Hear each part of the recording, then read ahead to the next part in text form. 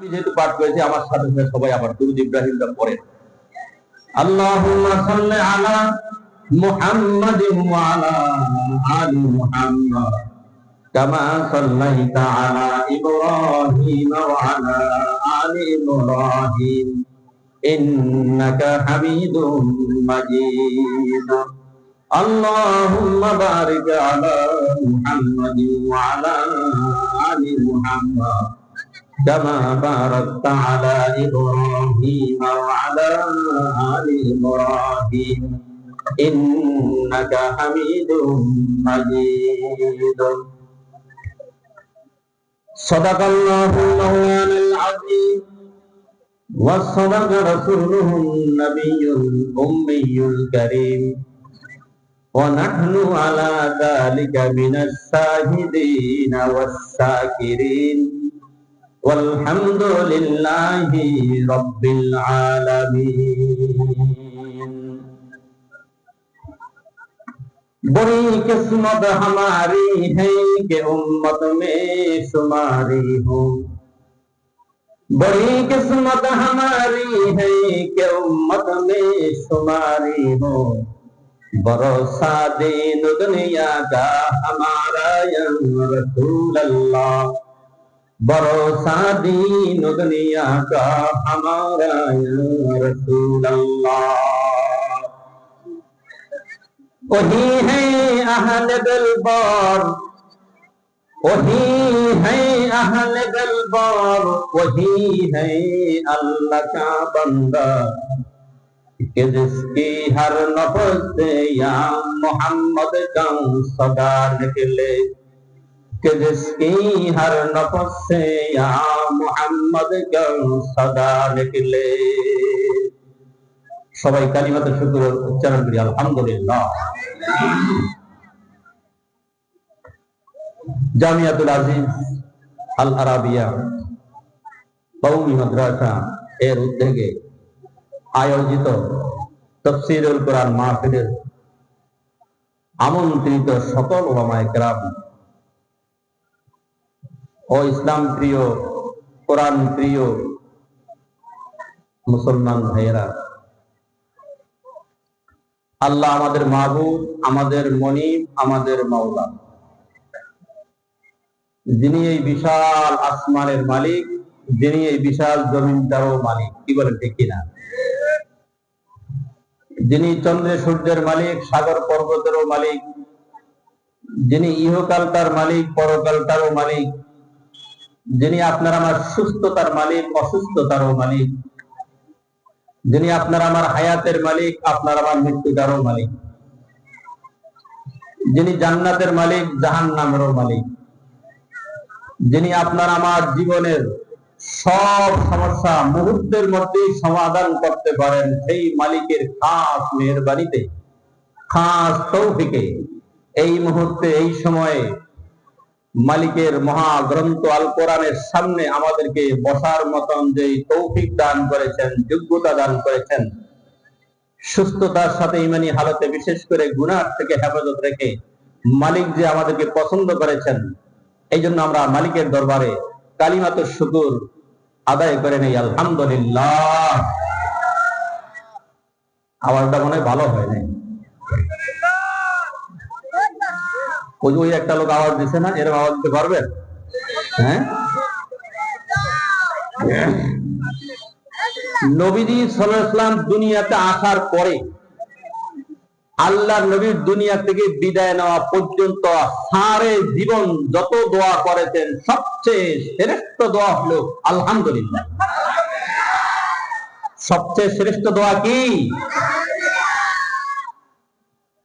আলহামদুলিল্লাহর এই পরিমাণ শক্তি, আলহামদুলিল্লাহর এই পরিমাণ ওজন, কোন আল্লাহর বান্দা যদি মিজানের আমল নামায় যদি যেই পরিমাণ নেক হওয়া দরকার ওই পরিমাণ যদি নেক না হয়, যতটুকু বাকি থাকে এতটুকু ভরার শক্তি আল্লাহ আলহামদুলিল্লাহর মধ্যে দিয়েছেন।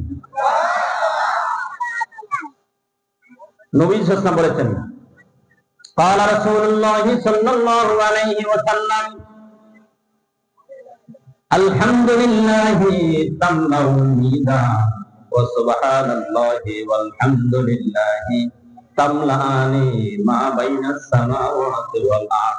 আল্লাহর নবী সাল্লাল্লাহু আলাইহি ওয়াসাল্লাম ফরমান, কোন আল্লাহর বান্দা যদি জবানে আলহামদুলিল্লাহ উচ্চারণ করে, আমার নবী কয় সাথে সাথে এই পরিমাণ নেকি তার আমলনামায় দেওয়া হবে, যেই পরিমাণ নেকি হলে ওই লোকটার মিজানের পাল্লাটা ভারী হয়ে যায়। এত ওজন আলহামদুলিল্লাহ। আল্লাহ কোরআন খুলেছেন আলহামদুলিল্লাহ। এই জন্য সর্ব অবস্থাতেই আমরা আল্লাহর কাছে শুকরিয়া আদায় করবো, আলহামদুলিল্লাহ।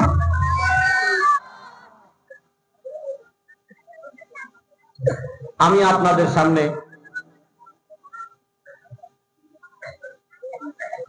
সূরা আহজাবের 21 নম্বর আয়াতটুকু তেলাওয়াত করেছি।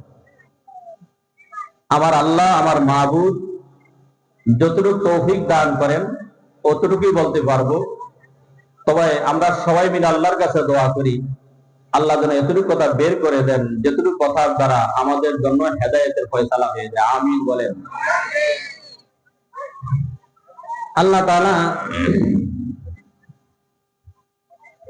এই আয়াতের ভিতরে বলেছেন, লাকাদ কানা লাকুম,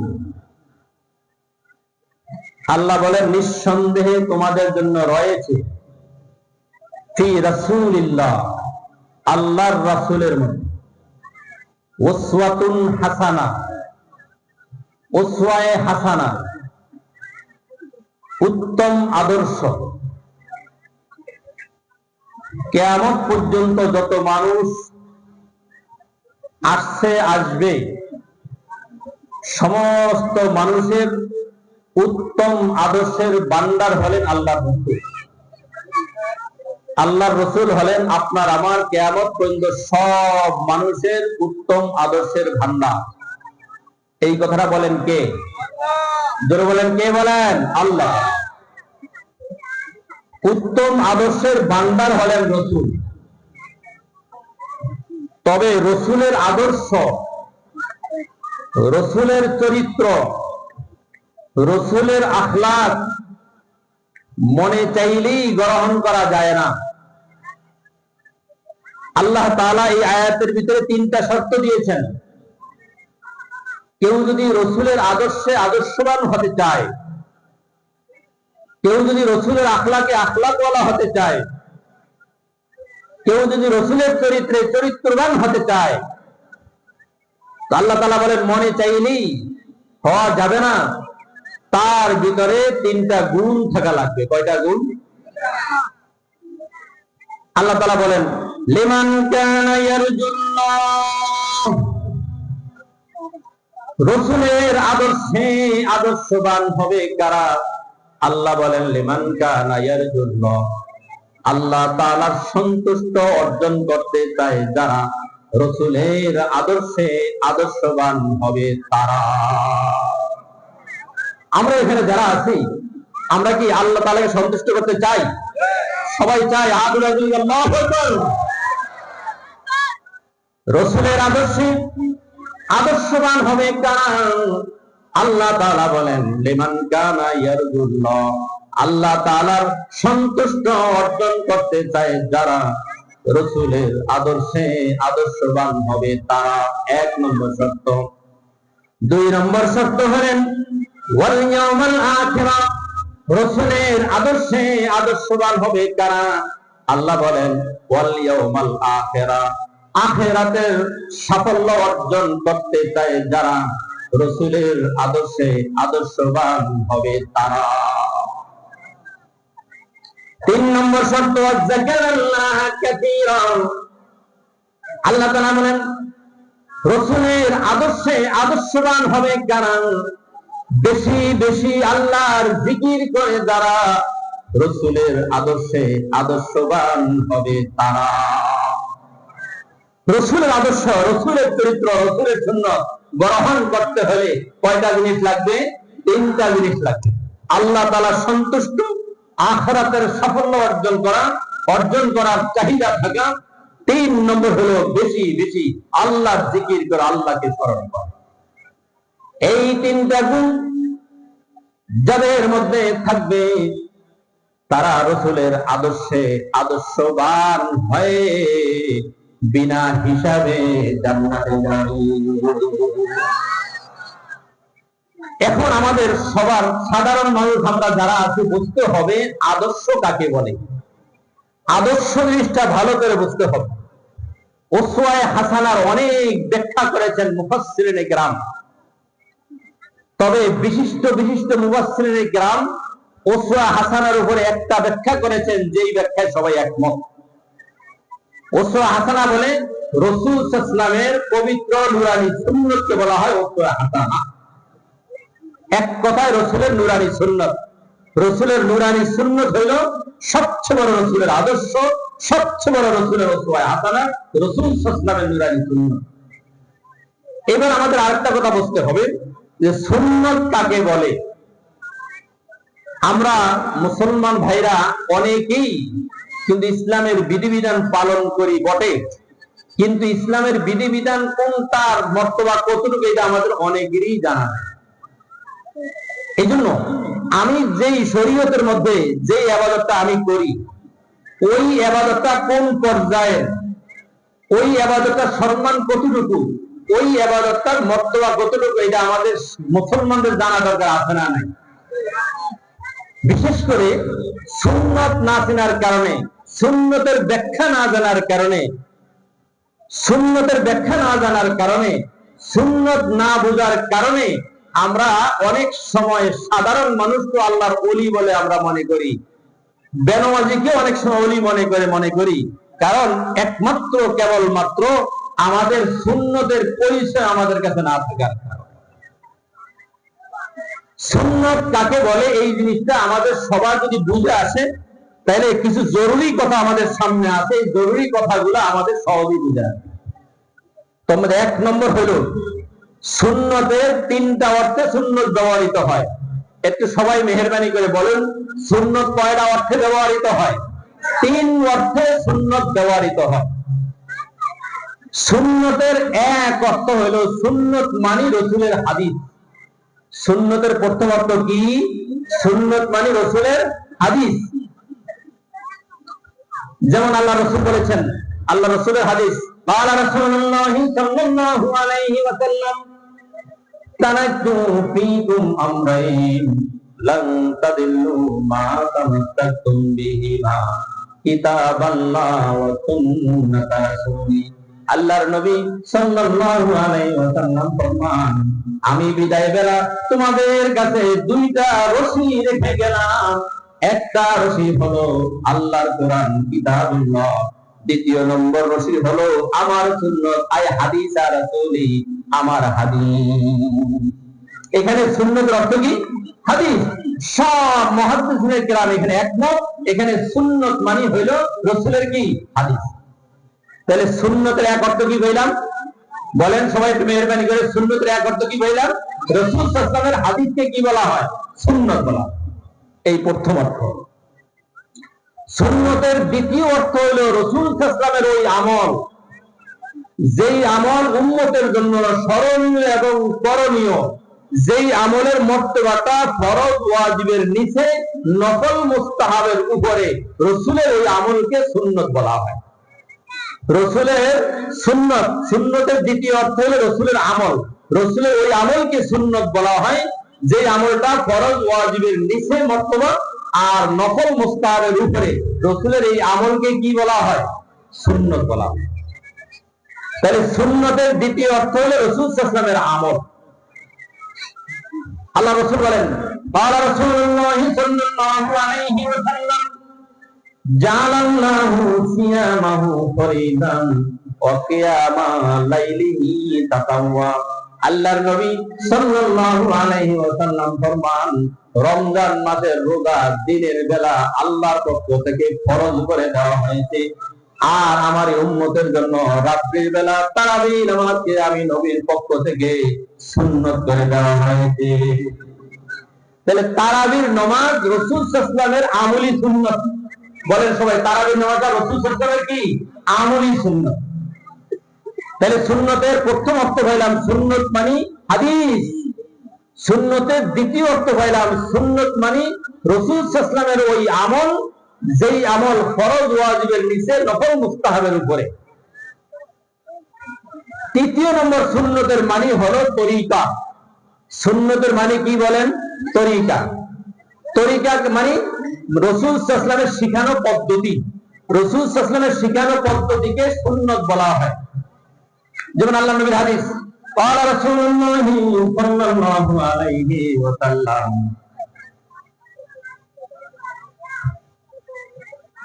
আল্লাহর নবী সাল্লাল্লাহু আলাইহি ওয়াসাল্লাম ফরমান, আমার পরে এমন একটা জমানা আসবে, উম্মতের উপরে একটা ফিতনা ফাসাদের একটা ঢল এসে যাবে। কালিমা নিয়ে ইখতিলাফ হবে, ঈমান নিয়ে ইখতিলাফ হবে, রোজা নামাজ নিয়ে ইখতিলাফ হবে, মুসলমানের ভিতরে ইখতিলাফ হতে থাকবে। এমন একটা ফিতনার যুগ আসবে। ওই ফিতনার যুগের মধ্যে আমার কোন উম্মত যদি আমার তরিকার উপরে যদি মজবুত থাকতে পারে, আমি নবী সাক্ষী দিলাম, আমার ওই উম্মতটাকে হাসরের মাঠে গলা কাটা 100 শহীদের সওয়াবের গুদাম দিয়ে তাকে জান্নাতে পাঠানো হবে। قال رسول الله صلى الله عليه وسلم, من تمسك بسنتي عند فساد امتي فله اجر 100 শহীদ। আল্লাহর নবী কয়, ফিতনা ফাসাদের যুগের মধ্যে আমার কোন উম্মত যদি মজবুত করে ধরে, মান তামাসসাকা বিসুন্নতি আয় মান তামাসসাকা বিতরিকাতি, এখানে আল্লাহর নবী সুন্নতের মানে হলো নবীর তরিকা। তরিকা বলা হয় নবীর শিখানো পদ্ধতি। এখানে সুন্নতের অর্থ পাইলাম নবীর তরিকা। নবীর তরিকাকে যেই ব্যক্তি মজবুত করে ধরবে, আল্লাহর নবী বলেন কিয়ামতের দিন গলা কাটা 100 শহীদের সওয়াবের গুদামটা তাকে দিয়ে তাকে জান্নাতে পাঠানো হবে। তাহলে সুন্নতের প্রথম অর্থ পাইলাম হাদিস শরীফ, সুন্নতের দ্বিতীয় অর্থ পাইলাম রাসূলের আমল, সুন্নতের তৃতীয় অর্থ পাইলাম রাসূলের তরিকা। তবে সবগুলি অল্প সময়ের মধ্যে বলা সম্ভব না। আজকে শুধু রাসূলের ওই সুন্নত যেটা নাকি আমলি সুন্নত, এটাকে কিতাবের ভিতরে ফিকহি সুন্নত বলা হয়। রাসূলের আমলি সুন্নতের ব্যাপারে কয়েকটি কথা বলবো। আল্লাহর কাছে দোয়া করি, আল্লাহ আমাকেও আমল করার তৌফিক দান করেন। যারা শুনবে আমলের নিয়তে আল্লাহ সবাইকেও আমলের তৌফিক দান করুন। দ্বিতীয় নম্বর মানে সুন্নতের দ্বিতীয় নম্বর হলো আমলি সুন্নত। আমলি সুন্নত কাকে বলা হয়? আমলি সুন্নত বলা হয় রাসূলের ওই আমল, যে আমল উম্মতের জন্য স্মরণীয় এবং করণীয়, যে আমলটা ফরজ ওয়াজিবের নিচে মর্তবা, নফল মুস্তাহাবের উপরে মর্তবা, এই আমলকে বলা হয় আমলি সুন্নত। রাসূলের আমল, আমলি সুন্নত। এই রাসূলের আমলি সুন্নতটা আবার দুই প্রকার, সুন্নতে মুআক্কাদা, সুন্নতে জায়েদা। কি বলেন, আমরা চিনি এগুলা? কথা বলেন না যে এগুলা কাগজ কাদের জন্য? আহারে কত কিছু হিসাব নিকাশ জানলাম, কত কিছু চিনলাম, কিন্তু আজকে থেকে ভালো করে বুঝতে হবে। এই এখনকার এই কথাটা বুঝলে সামনে অনেক গুরুত্বপূর্ণ কথা আসছে। রাসূলের আমলে সুন্নাত দুই প্রকার, একটা হলো সুন্নতে মুআক্কাদা, একটা হলো সুন্নতে জায়েদা। সুন্নতে মুআক্কাদা কি কি ভালো করে শুনুন। যোহরের নামাজের সুন্নত আছে না নাই? মাগরিবের সুন্নত আছে না নাই? এশারের সুন্নত আছে না নাই? ফজরের সুন্নত আছে না নাই? এই 4 ওয়াক্তের নামাজের সুন্নত গুলা হলো সুন্নতে মুআক্কাদা। আপনারা বুঝে থাকলে বলুন, আসরের সুন্নত আছে না নাই? আছে না নাই? আসরের সুন্নত আর যোহরের সুন্নত কি এক বরাবর না পার্থক্য আছে? যোহরের সুন্নাত সুন্নতে মুআক্কাদা, ফজরের সুন্নাত সুন্নতে মুআক্কাদা, এশারের সুন্নাত সুন্নতে মুআক্কাদা, আর তারাবি নামাজ হলো সুন্নতে মুআক্কাদা। কিন্তু আসরের নামাজটা কিন্তু আসরের নামাজের সুন্নত কিন্তু সুন্নতে মুআক্কাদা না। আসরের নামাজের সুন্নতটা হলো সুন্নতে জায়েদা। সুন্নতে আচ্ছা, তো সুন্নতে মুআক্কাদা চিনতে পারলাম তো? কি বলেন? এখানে 4টা কথা বলতে হবে, একটু মেহেরবানি করে। সুন্নতে মুআক্কাদা নিয়মিত পালন করলে কি পুরস্কার পাওয়া যায়? সুন্নতে মুআক্কাদা নিয়মিত ছেড়ে দিলে, নিয়মিত লঙ্ঘন করলে কি ক্ষতি হয়? সুন্নতে জায়েদা নিয়মিত পালন করলে কি পুরস্কার পাওয়া যায়? সুন্নতে জায়েদা নিয়মিত ছেড়ে দিলে কি ক্ষতি হয়? এই চারটা কথা মুসলমান হিসাবে প্রত্যেক মানুষের জন্য জানা জরুরি। মনে রাখতে পারবেন ইনশাআল্লাহ? কি বলেন? কয়টা কথা বললাম? চারটা কথা। সুন্নতে মুআক্কাদা নিয়মিত পালন করলে কি লাভ? সুন্নতে মুআক্কাদা নিয়মিত লঙ্ঘন করলে কি ক্ষতি? সুন্নতে জায়েদা নিয়মিত পালন করলে কি লাভ? সুন্নতে জায়েদা নিয়মিত লঙ্ঘন করলে কি ক্ষতি? কয়টা কথা? এবার আসুন, আল্লাহ নবী সাল্লাল্লাহু আলাইহি ওয়াসাল্লাম বলেন, আমার কাছে আসমান থেকে একজন ফেরেশতা আছে। আলহামদুলিল্লাহ। قال رسول الله صلى الله عليه وسلم আতানি আতি মিন ইনদি রাব্বি ফাখায়্যারানি বাইনা আন ইয়াদখুলাল জান্নাহ ওয়া বাইনা সাফাতি ওয়া হিয়া লিমান কানা লা ইউশরিক বিল্লাহি শাইআ। আল্লাহর নবী বলেন, আসমান থেকে একজন ফেরেশতা দুইটা প্রস্তাব নিয়ে আমার কাছে আসছে। কয়টা প্রস্তাব? কার পক্ষ থেকে আসলো? আল্লাহ নবী বলেন, আল্লাহর পক্ষ থেকে একজন ফেরেশতা দুইটা প্রস্তাব নিয়ে আমার কাছে আসলো। আমার কাছে সে বলল, ইয়া রাসূলুল্লাহ, ইয়া হাবিবাল্লাহ, আসমান থেকে আল্লাহ আপনার কাছে দুইটা প্রস্তাব পাঠাইছেন, তবে দুইটা প্রস্তাবে কিন্তু আপনি গ্রহণ করতে পারবেন না। একটা প্রস্তাব গ্রহণ করতে হবে, আরেকটা বাদ দিতে হবে। দুটো প্রস্তাব কিন্তু আপনি গ্রহণ করতে পারবেন না। আল্লাহ নবী কা প্রস্তাব গুলা কি? ফেরেশতা বলেন, আল্লাহ আপনার কাছে দুইটা প্রস্তাব পাঠাইছেন। তার মধ্যে প্রথম প্রস্তাবটা হলো, আপনার সব উম্মত গুলা দুই ভাগে ভাগ করবেন আল্লাহ তাআলা। এক ভাগ যাবে জান্নাতে, আরেক ভাগ যাবে জাহান্নামে।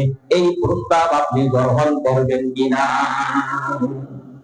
ভালো করে বুঝছেন কিন্তু এখন থেকে সামনের কথাগুলো ভালো করে বুঝতে হবে। আসমান থেকে ফেরেশতার মাধ্যমে আমাদের নবীর কাছে কয়টা প্রস্তাব পাঠাইছেন? কে পাঠাইছেন? কার কাছে পাঠাইছেন? দুইটা প্রস্তাবের একটা প্রস্তাব। ওই ফেরেশতা বলেন, ইয়া রাসূলুল্লাহ, আল্লাহ তাআলা দুইটা প্রস্তাব পাঠাইলেন। একটা প্রস্তাব হলো, আপনার সব উম্মত গুলাকে আল্লাহ দুই ভাগে ভাগ করবেন। অর্ধেক উম্মত নিবেন জান্নাতে, আর অর্ধেক উম্মত নিবেন জাহান্নামে। এই প্রস্তাবটা আপনি গ্রহণ করবেন কিনা? এক প্রস্তাব। দ্বিতীয় নম্বর প্রস্তাব, ফেরেশতা বলেন, ইয়া রাসূলুল্লাহ, ইয়া হাবিবাল্লাহ, নবী গো, দ্বিতীয় নম্বর প্রস্তাবটা হলো, আপনার সব উম্মত গুলার ভিতরে যেই উম্মত গুলা নেককার উম্মত, এই উম্মত গুলা যাবে জান্নাতে, আর যেই উম্মত গুলা গুনাহগার উম্মত, এই উম্মত গুলা যাবে জাহান্নামে। তবে জাহান্নামে যারা যাবে, এদের ব্যাপারে আপনাকে স্পেশাল একটা পাওয়ার দেওয়া হবে, সুপারিশ করা। আপনি ওই পাওয়ারের বলে সুপারিশ করে ওই উম্মত গুলাও জান্নাতে নিতে পারবেন। কয়টা প্রস্তাব হলো? মনে রাখতে পারবেন? দুইটা প্রস্তাব। একটা প্রস্তাব হলো, আপনার সব উম্মত গুলা দুই ভাগে ভাগ, একবার যাবে জান্নাতে, একবার যাবে জাহান্নামে। এই প্রস্তাবটা আপনি মানবেন কিনা? দ্বিতীয় নম্বর প্রস্তাব হলো, সব উম্মত, আপনার সব উম্মত গুলার মধ্যে নেককার উম্মত যাবে জান্নাতে, গুনাহগার উম্মত যাবে জাহান্নামে। তবে গুনাহগার উম্মত গুলা জাহান্নামে যাবে, এদের ব্যাপারে আপনাকে সুপারিশের পাওয়ার দেওয়া হবে। আপনি ওই সুপারিশ করে করে এদেরকেও আপনি জান্নাতে নিতে পারবেন। আপনারা দয়া করে মেহেরবানি করে বুঝে থাকলে বলুন তো দেখি, কোন প্রস্তাবটা ভালো? প্রথম প্রস্তাবটা না দ্বিতীয় প্রস্তাবটা? কোন প্রস্তাবটা? দ্বিতীয় প্রস্তাবটা। আল্লাহর নবী সাল্লাল্লাহু আলাইহি ওয়াসাল্লাম সাথে সাথে জবাব দিয়ে দিলেন, আমি আল্লাহর পক্ষ থেকে দুইটা প্রস্তাবের দ্বিতীয় প্রস্তাবটা আমি রাসূল গ্রহণ করে নিয়েছি। দ্বিতীয় প্রস্তাবটা কি বুঝাচ্ছি তো? যারা নেককার উম্মত তারা যাবে কোথায়? জান্নাতে। যারা গুনাহগার উম্মত এরা জাহান্নামে যাবে বটে, কিন্তু রাসূল সুপারিশ করে করে এই উম্মত গুলাকে জান্নাতে নিতে পারবেন, এই পারমিশন আল্লাহ আমাদের রাসূলকে দিয়েছেন। এবার আসুন, সুপারিশ কাকে বলে? সুপারিশটা কি? আবার সুপারিশটা কি? আল্লাহ নবী সাল্লাল্লাহু আলাইহি ওয়াসাল্লাম ফরমান, আমাকে আল্লাহ তাআলা শাফাআত দান করেছেন, সুপারিশের ক্ষমতা দান করেছেন। তবে দুইটা সুপারিশের ক্ষমতা আমাকে দান করেছেন। একটা সুপারিশ হলো আম সুপারিশ, আর একটা সুপারিশ হলো খাস সুপারিশ। আল্লাহ বলেন আল্লাহ তাআলা কয়টা সুপারিশ দান করেছেন? একটা আম সুপারিশ আর একটা কি খাস সুপারিশ। নবীকে আল্লাহ তাআলা সাধারণ ভাবে আম সুপারিশের ক্ষমতা দিয়েছেন, যেই সুপারিশের মালিক সবাই হবে, মুসলমানও হবে, গায়রে মুসলিমও হবে, ফেরাউনও হবে, কারুনও হবে, নমরুদও হবে, হামানও হবে, আবু জাহেলও হবে, মুসলমানও হবে। নবীর আম সুপারিশের সুপারিশ সবাই পাবে, সবাই পাবে। নবীর আম সুপারিশ কোনটা? আল্লাহ তাআলা যতক্ষণ পর্যন্ত আমাদের নবী বিচারের জন্য সুপারিশ না করবেন, ততক্ষণ পর্যন্ত আমার আল্লাহ বিচার করবেন না। নবীর দিকে তাকিয়ে থাকবেন আল্লাহ তাআলা। নবী যদি বলে আল্লাহ আপনি বিচারের কাজ শুরু করেন, এরপর আল্লাহ বিচারের কাজ শুরু করেন। এটা আম ভাবে, এটা সবার জন্য, এটা সবার জন্য। আরেকটা সুপারিশ হলো খাস সুপারিশ। আল্লাহ নবী বলেন আরেকটা সুপারিশের ক্ষমতা আল্লাহ আমাকে দান করেছেন, সেটা হলো খাস সুপারিশ। তবে খাস সুপারিশ মুহাদ্দিসিনে কেরাম কয়েক ভাগে ভাগ করেছেন। খাস সুপারিশ, কিছু লোক বিনা হিসাবে, তাদের হিসাব নিকাশ দেখা হবে না, আল্লাহ নবীর সুপারিশে বিনা হিসাবে একদল লোক জান্নাতে চলে যাবে। এই খাস সুপারিশ মানে এক প্রকার। দ্বিতীয় নম্বর প্রকার হলো আল্লাহ নবী যে খাস সুপারিশ করবেন, খাস সুপারিশ করবেন হাসরের মাঠে। আল্লাহ নবীর উম্মতেরা উঠবে, উঠার পরে বলে হিসাব নিকাশ দিতে গিয়ে ধরা খেয়ে যাবে, ধরা খেয়ে যাবে। এই উম্মত গুলার ব্যাপারে আল্লাহ নবীর চোখের পানি ফালাবেন আর বলবেন আল্লাহ আমার এই উম্মত গুলার জন্য হিসাবটা আপনি সহজ করে দেন, সহজ করে দেন। আমার উম্মত গুলার জন্য হিসাবটা কি করে দেন? সহজ করে দেন। এই দুই প্রকার সুপারিশ। তিন নম্বর সুপারিশ হলো আল্লাহর নবীর উম্মত গুনাহগার উম্মত, গুনাহের কারণে জাহান্নামে যাবে। জাহান্নামে যাইতে না যাইতে আল্লাহর নবী তাদের দিকে তাকাইবেন, তাদের দিকে তাকিয়ে তাকিয়ে দেখবেন তারা রাসূলের মহব্বত করেছে, রাসূলের সুন্নত পালন করেছে, আল্লাহর বিধিবিধানও পালন করেছে। তবে রাস্তাঘাটে উঠতে বসতে গুনাহ তাদের হয়েছে, তওবা করা মনে ছিল না, তওবা করতে পারে নাই। এমন লোকগুলা তো আল্লাহ নবী সুপারিশ করে করে, বাছাই করে করে জান্নাতে নিয়ে যাবে। তিন নম্বর সুপারিশ। চার নম্বর সুপারিশ হলো কঠিন থেকে কঠিন গুনাহ করেছেন, কঠিন থেকে কঠিন গুনাহ করেছেন, লম্বা একটা সময় জাহান্নামে থাকবে। জাহান্নামের আগুন ভোগ করতে করতে করতে করতে বলে এক জাররা পরিমাণও যদি, একটা বাণী পরিমাণও যদি কারো কাছে ঈমান থাকে, এই লোকগুলা তো আমার নবী সুপারিশ করে করে জান্নাতে নিয়ে যাবে। এই খাস সুপারিশের ব্যাখ্যা অনেক আছে।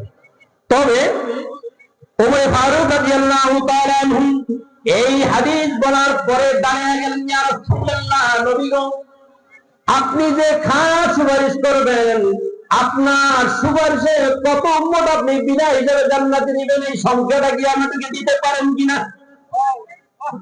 কথা বুঝে আসছে আপনাদের? কে প্রশ্ন করেছেন? আসলে প্রশ্ন করলে উমরের ব্যাপারই মানা। ইয়া রাসূলুল্লাহ, ইয়া হাবিবাল্লাহ, নবী গো, আপনি যে বললেন বিনা হিসাবে হিসাব নিকাশ নেওয়া হবে না, আপনার এরকম কিছু উম্মতের ব্যাপারে আপনি সুপারিশ করবেন, এই উম্মতের সংখ্যাটা কত হবে? এই উম্মতের সংখ্যাটা কত হবে? ওমর ফারুক রাদিয়াল্লাহু তাআলা আনহু জিজ্ঞাসা করার পরে আমাদের নবী মুহাম্মদ রাসূল সাল্লাল্লাহু আলাইহি ওয়াসাল্লাম জবাব দিলেন, ওমর, আমি যে আল্লাহ তাআলা থেকে খাস সুপারিশের যে ক্ষমতা পাবো, ওই সুপারিশ করে আমার উম্মতের মধ্য থেকে ৭০,০০০ উম্মত আমি হিসাব নিকাশ ছাড়া বিনা হিসাবে জান্নাতে নিয়ে যাব। কত উম্মত? কত উম্মত? ৭০,০০০। ওমর ফারুক রাদিয়াল্লাহু তাআলা আবার পাল্টা প্রশ্ন করলেন, ইয়া রাসূলুল্লাহ, ইয়া হাবিবাল্লাহ, নবী গো, আপনার উম্মত তো হবে কোটি কোটি কোটি কোটি উম্মত, ৭০,০০০ উম্মত বিনা হিসাবে জান্নাতে নেবেন, সংখ্যাটা তো কম হয়ে গেল। যখন আল্লাহ তাআলা এই পাওয়ার আপনাকে দিয়েছেন, আল্লাহকে কেন বলেন নাই যে আল্লাহ বিনা হিসাবে পার করার জন্য আমার উম্মতের সংখ্যা আরো বাড়াইতে হবে। ওমর ফারুক রাদিয়াল্লাহু তাআলা নবীকে বলেন, এই কথাটা কেন আল্লাহকে বলেন? ওমর ফারুক রাদিয়াল্লাহু তাআলা বলার সাথে আল্লাহ মুফতি আসি দিয়ে দিলেন, ওমর ভালো করে শোনো, ভালো করে শোনো, আল্লাহ যখন আমার উম্মতের 70,000 উম্মতের ব্যাপারে বিনা হিসাবে আমি জান্নাতে নিয়ে যাব, আল্লাহ যখন এই পারমিশন আমাকে দান করলেন, সাথে সাথে আমি আল্লাহর কাছে দরখাস্ত করেছি, আল্লাহ 70,000 উম্মত বিনা হিসাবে জান্নাতে নিলে মানায় না, মানায় না, আমার উম্মতের মধ্যে সংখ্যা আরো বাড়াইতে হবে। আল্লাহ বিনা হিসাবে জান্নাতে নেওয়ার জন্য আমার উম্মতের সংখ্যা আরো বাড়াইতে হবে। ওমর ফারুক রাদিয়াল্লাহু তাআলা বলেন, ইয়া রাসূলুল্লাহ, তবে বলেন আপনার দরখাস্ত আল্লাহ কবুল করেছে কিনা? আল্লাহ নবী বলেন, হ্যাঁ, আমার দরখাস্ত আল্লাহ কবুল করেছেন। আল্লাহ যে আমাকে প্রথম পারমিশন দিয়েছেন 70,000 উম্মত বিনা হিসাবে জান্নাতে নিবে, আল্লাহর পারমিশন ঠিক রেখেছেন, এরপরে আমার দরখাস্ত কবুল করেছেন। আল্লাহ বলেছেন, আপনার উম্মতের মধ্যে 70,000 উম্মত আপনি বিনা হিসাবে জান্নাতে নিয়ে যাবেন, ওই 70,000-এর প্রত্যেকটা উম্মতের পিছনে আমি আরো 70,000 করে পার করে দিব। এক একটা উম্মতের পিছনে একজনের যে 70,000, এর পিছনে 70,000, এর পিছনে 70,000, এর পিছনে 70,000। এবার বলেন তো দেখি, 70,000 যোগ 70,000 না 70,000 গুণ 70,000? 70,000 গুণ 70,000। এবার বলেন 70,000-এর সাথে 70,000 গুণ দেন কত হয়? বলতে পারবেন কেউ? কেউ বলতে পারবেন? আমাদের ওস্তাদে ইকরাম মুকাররম আমাদেরকে গুণ দিয়ে দেখিয়ে দিয়েছেন। 70,000 গুণ 70,000 490 কোটি উম্মত। আল্লাহু আকবার বলেন। কত উম্মত? 490 কোটি উম্মত। আল্লাহর নবী বলেন, আমি বিনা হিসাবে তাদেরকে জান্নাতে পার করে দিব সুপারিশ করে। এবার ওমর ফারুক রাদিয়াল্লাহু তাআলা আবার প্রশ্ন করেন, ইয়া রাসূলুল্লাহ, ইয়া হাবিবাল্লাহ, নবী গো, যে 490 কোটি উম্মত আপনি বিনা হিসাবে জান্নাতে নিয়ে যাবেন, এদের বিশেষ কোন আমল থাকলে সেই আমলটা বলুন, ওই আমলটা থাকলে আমলটা বলুন, আমরাও যেন ওই আমল করে 490 কোটি উম্মতের মধ্যে দলবদ্ধ হয়ে যেন আপনার সুপারিশের মালিক হয়ে যেন জান্নাতে যেতে পারি। এই আমলটা জানা দরকার আছে না নাই? এই আমলটা জানা দরকার আছে না নাই? আমলটা হলো, আল্লাহ নবী বলেন, এদের বিশেষ একটা আমল থাকবে, সেই আমলটা হলো আমার উম্মতের মধ্যে যারা নিয়মিত ভাবে সুন্নতে মুআক্কাদার উপরে আমল করবে, সুন্নতে মুআক্কাদার উপরে নিয়মিত আমল করবে, এই উম্মত গুলাকে আমি নবী সুপারিশ করে করে বিনা হিসাবে জান্নাতে পার করে দিব। ভাইরা আমার, আমাদের সমাজে এমন মুসলমান কি আছে নাকি? বলেন তো দেখি, যে সুন্নতে মুআক্কাদা পড়ে না? আছে না নাই? আছে না নাই? বলে যে আমি সুন্নতে মুআক্কাদা, বলে নামাজই তো পড়ে, নামাজই তো পড়ে না, সুন্নতে মুআক্কাদা সব দূরের কথা। আল্লাহু আকবার। ভালো করে শুনুন, আল্লাহর নবী সাল্লাল্লাহু আলাইহি ওয়াসাল্লাম হাদিসের ব্যাখ্যার ভিতরে বলেন, দেখেন যে ওলি হওয়ার জন্য 5টা গুণ, তার মধ্যে 1 নম্বর হলো গুনার আদতকে ছেড়ে দিবে। যেই ব্যক্তি গুনার আদতকে ছেড়ে দেয় সেই ব্যক্তি জাহান্নাম থেকে মুক্তি পেয়ে যায়। 2 নম্বর হলো ফরজ গুলা আদায় করবে আর ওয়াজিব গুলো আদায় করবে। যেই ব্যক্তি ফরজ ওয়াজিব আদায় করে এর বিনিময়ে সে জান্নাত পাবে। একটু ভালো করে সংখ্যাটা বুঝতে হবে। গুনার আদতকে ছেড়ে দিলে এর বিনিময়ে জাহান্নাম থেকে মুক্তি পাবে, ফরজ ওয়াজিব ঠিক মতো আদায় করলে এর বিনিময়ে কি পাবে? জান্নাত পাবে। তাহলে বিনিময় হিসেবে পাইবে। যেই ব্যক্তি গুনার আদত ছেড়ে দিল, ফরজ ওয়াজিব আদায় করলো, এই ব্যক্তি জান্নাতে যাবে, বিনিময় হিসাবে জান্নাতে যাবে, কিন্তু এখনো কিন্তু বিনা হিসাবে জান্নাতে যাইতে পারবে না। ফরজ ওয়াজিব আদায় করার পরে সুন্নতে মুআক্কাদার উপর যেই ব্যক্তি নিয়মিত আমল করবে, নবী বলেন এই উম্মতটা আমার খাস সুপারিশের মালিক হয়ে বিনা হিসাবে জান্নাতে পাবে। তাইলে গুনার আদতকে ছেড়ে দিলে জাহান্নাম থেকে মুক্তি পাওয়া যায়, ফরজ ওয়াজিব আদায় করলে এর বিনিময়ে জান্নাত পাওয়া যায়, সুন্নতে মুআক্কাদা আদায় করলে বিনা হিসাবে জান্নাত পাওয়া যায়। কাজ হইল চারটা, কাজ হইল চারটা, ফলাফল হইল তিনটা। গুনার আদত ছেড়ে দিলে জান্নাত থেকে মুক্তি পাওয়া যায়, ফরজ ওয়াজিব আদায় করলে এর বিনিময়ে কি পাওয়া যায়? জান্নাত পাওয়া যায়, সুন্নতে মুআক্কাদা আমল করলে বিনা হিসাবে জান্নাত পাওয়া যায়। তো যেই ব্যক্তি গুনার আদত ছেড়ে দিল সে জাহান্নাম থেকে মুক্তি পেয়ে গেল, এখনো কিন্তু আল্লাহর ওলি হতে পারে নাই। যেই ব্যক্তি ফরজ ওয়াজিব আদায় করলো এর বিনিময়ে সে জান্নাত পেল, এখনো কিন্তু আল্লাহর ওলি হতে পারে নাই। যেই ব্যক্তি সুন্নতে মুআক্কাদার উপর আমল করলো বিনা হিসাবে জান্নাত পেল, এখনো কিন্তু আল্লাহর ওলি হতে পারে নাই। আল্লাহর ওলি হতে গেলে ৫ম নম্বরে একটা গুণ আছে, সেই গুণটা হলো সুন্নতে জায়েদার উপর যে ব্যক্তি আমল করবে এই ব্যক্তি বিনিময়ে না সুন্নতে জায়েদার উপর আমল করার কারণে মৃত্যুর সাথে সাথেই আল্লাহ আবাদুল আবাদ তাকে জান্নাতের ভিতরে আল্লাহর ওলি হিসাবে রাখবে। তাইলে পাঁচটা জিনিসের চারটা ফলাফল, পাঁচটা জিনিসের চারটা ফলাফল।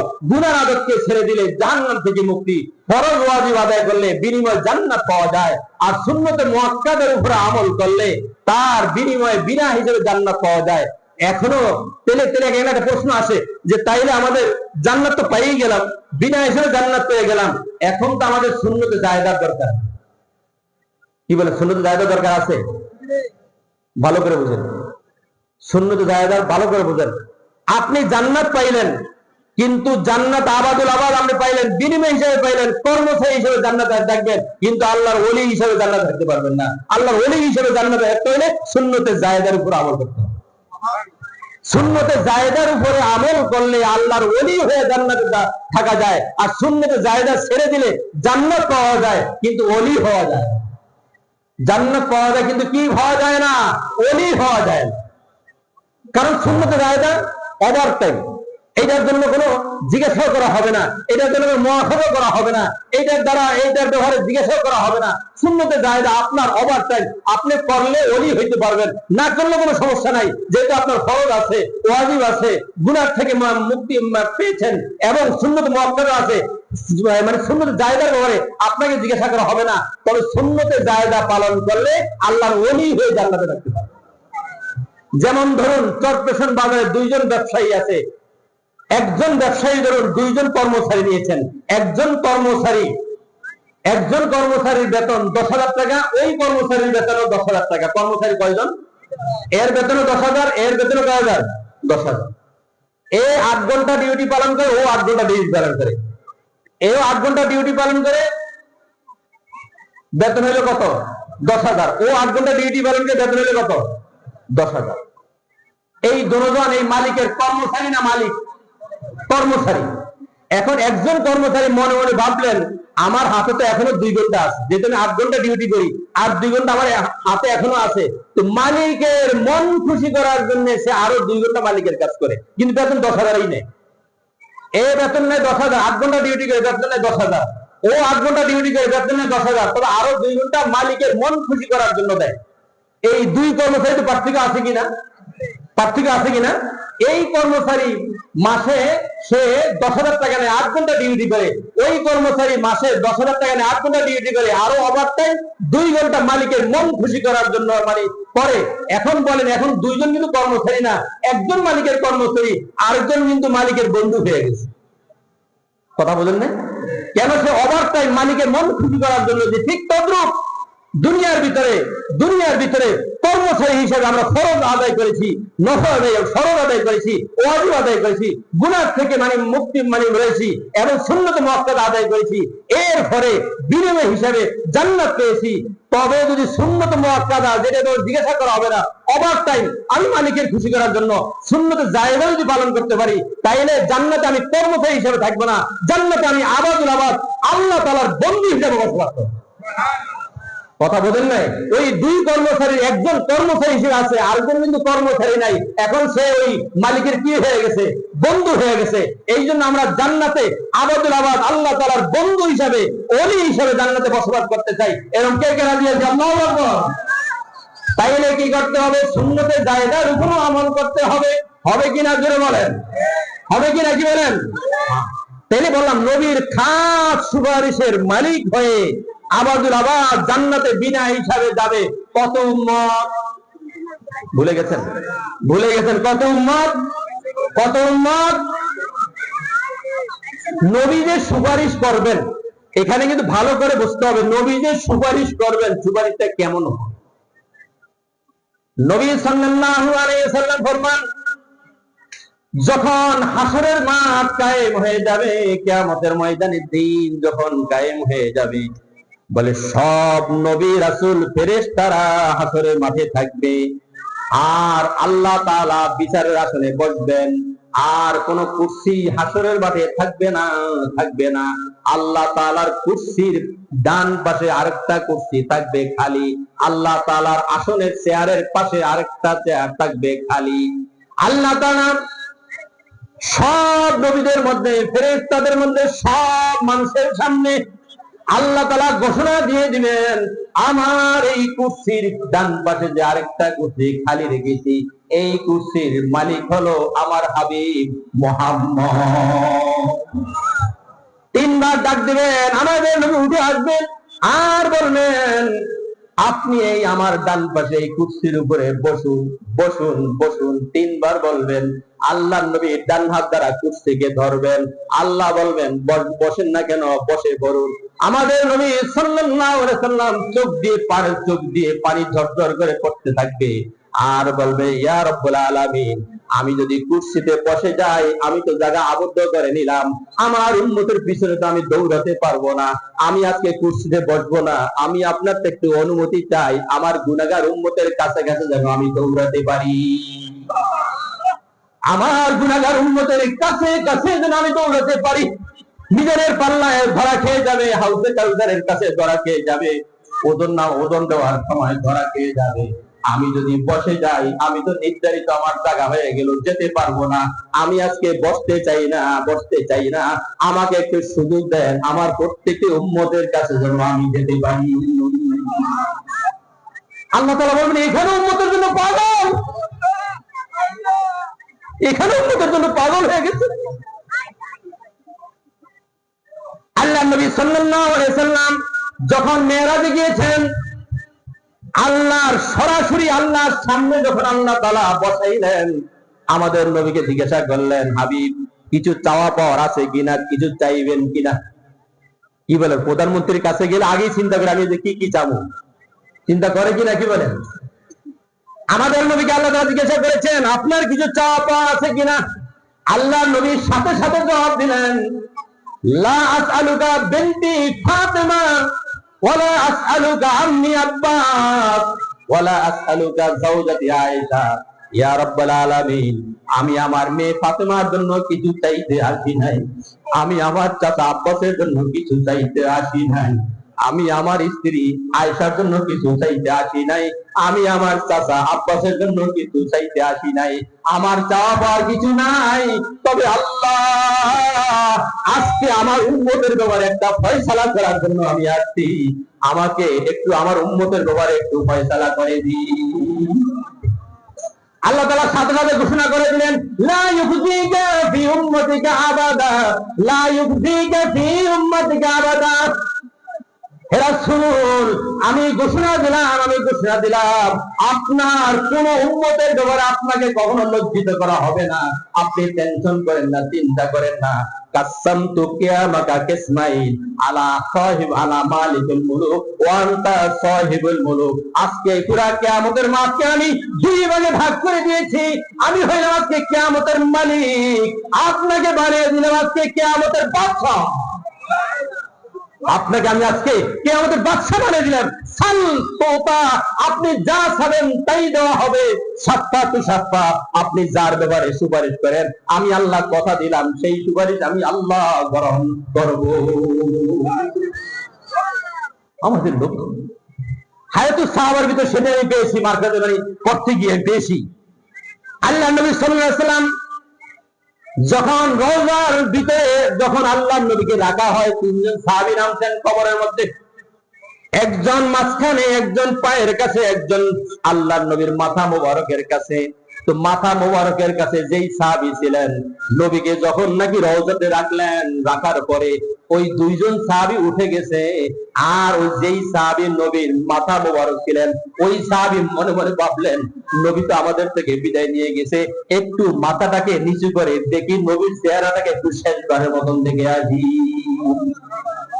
আল্লাহ নবীর সেই রওজার ভিতরে ওই সাহাবী নিজের মাথাকে নিচু করে নবীর কাফনের কাপড়কে সরিয়ে যখন নবীর চেহারার দিকে তাকাইলেন, হায়াতুস সাহাবার ভিতরে লিখেছেন, আর ওই সাহাবী দেখলেন নবীর দুইটা ঠোঁট নাড়াচাড়া করতেছে।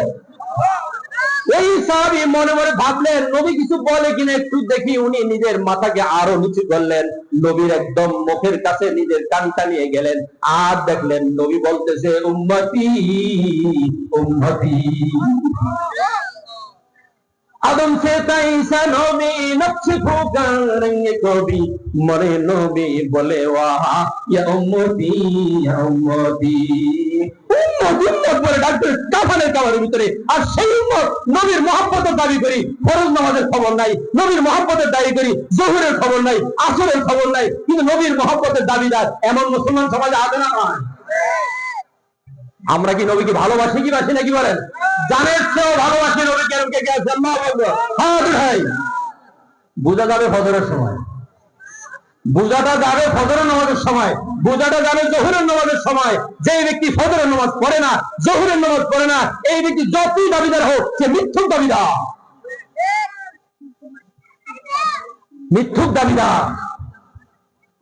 রসুলের ভালোবাসা মুখে বললে হয় না, রসুলের ভালোবাসা কাগজে লিখলে হয় না, রসুলের ভালোবাসার মিছিল দিলে হয় না, রসুলের ভালোবাসার জন্য আন্দোলন করলে হয় না, রসুলের ভালোবাসা আমল দ্বারা দেখাইতে হবে।